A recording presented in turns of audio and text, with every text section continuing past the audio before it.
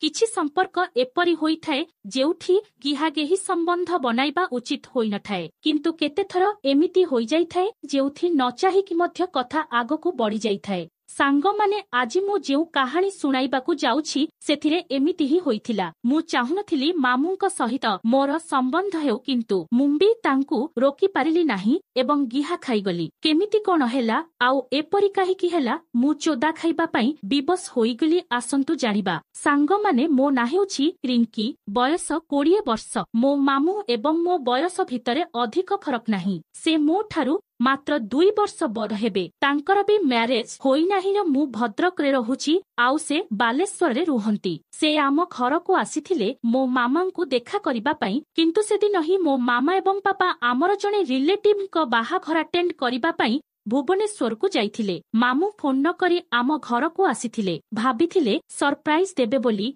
किंतु ओल्टा होई गला। मामू राति 8टा पाखा पाखी आसीथिले। मु सांगे सांगे मम्मी को फोन करिकी कहिली मामू आसीछंती। मम्मी भी मामू को सहित कथा हेले आउ कहिले आजि आम घरे रहिबाकू पड़िबो, कालिस्काळू सेमाने घरे पहुंचिबे। मम्मी भी मते कहिले देख रिंकी, मामू को जेमिति कोनोसी जिनिसरे असुविधा न हुए। मु कहिली चिंता करनी, किछि असुविधा हेबो नाही। रातिरे आमे बाहारू खाइबा मगेईकी खाइलु। मामू तांको सांगरे गोटिए हुइस्की बोतल आनिथिले पापांकू देबा पई, किंतु पापा त नथिले। तेणु मामू कहिले आजि आमे 2 जण ए बोतल को सरेई देबा। मु कहिली मु पिएनी। से कहिले किछि असुविधा हेबनी, आजि गोटिए दिन, ता परे भी सबु जिनिस आगरु जानिबा भल। जदि तोर बाहाघर बड़ घरे हेइजिब त तते भी स्टाटस मेंटेन करिबा पई पीबाकू पड़िबो। तेणु आजि टिकिए टेस्ट करिने। मु कहिली कथारे त दम अछि। आमे 2टा ग्लास आनिलु आउ पेल बनाई पीबा आरंभ कलु। प्रथमे त मते टिके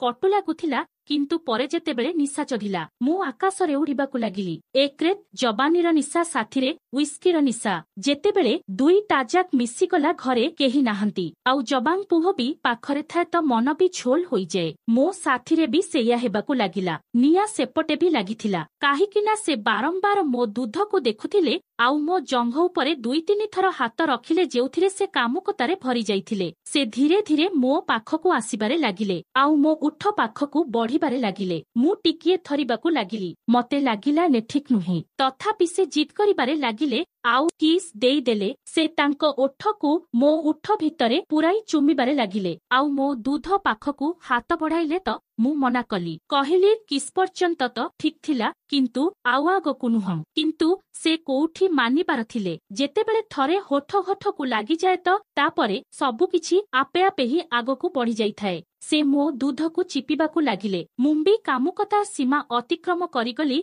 आउ तांकू समर्पित करिदेली। से मो जंघकू साउळी मते चुमा देई चलिथिले। मुंबी तांको होठकू चुमुथिली। तापरे से मो कपड़ा खोलिबाकू लागिले। मु मना करू करू से मोर सबु कपड़ा बाहर करिदेले। एबे से मोर नंगला दूधकू दଳି चलिथिले। मो बियारे आंगुली पुरुथिले। मु आहा करुथिली। मो बिया बहुत गरम होई जाइथिला। मो मुहरु सितकारी बाहरिबाकू लागिला। एथर मु आउ निजकू संभाली पारिली नाही। तांको बांडकू हातरे धरिली आउ पाटिरे पुरेई देली। तापरे मामुंको बांडकू चुचुमिबाकू लागिली त से आहा करिबाकू लागिले। मु चुचुमी तांको छातीकू चाटिबाकू लागिली। तापरे से मते उठाई नेई खट उपरे सुआई देई मो बियाकू चाटिबाकू लागिले। मु गांडी उठाई ठाई चटेइबारे लागिली। मो बिया पानीरे भरी जाइथिला। से मो उपरे चढ़ी गले। मो दूधकू चुसी चुसी पुणी चिपिकी मो होठकू चुमिबारे लागिले। मु मो जिघकू तांको मुहरे पुरेई देली। आमे पूरा गरम होई जाइथिलु। मामू मो 2 गोड़कू मेलाई देले। तांको बांड टोपीकू बिया उपरे लगाई घसिले। तापरे जोररे पेली देले। मो बिया सेतेबेलकू नाळुआ होईकी थाए। 2-3 थर धक्कारे बांड संपूर्ण बिया भितरे पसिगलाई। तापरे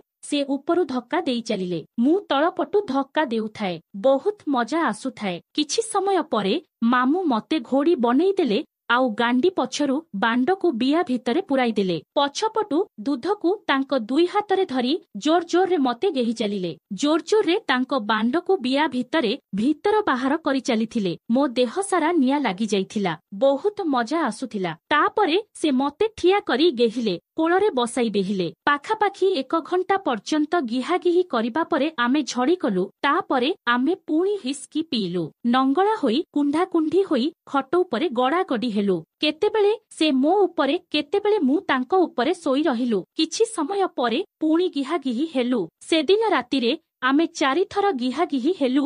ସକାଳ ଆମେ 9ଟା ଭିତରେ ଉଠି ଯାଇଥିଲୁ। ପାପା ମମି ଘରକୁ ଆସିବା ପରେ ଆଉ ଗିହାଗିହି କରିପାରି ନଥିଲୁ। କେବଳ ସୁଯୋଗ ଦେଖି ଚିପାଚିପି, କିସ୍ ଏମିତିରେ କାମ ଚଳେଇ ଦେଇଥିଲୁ।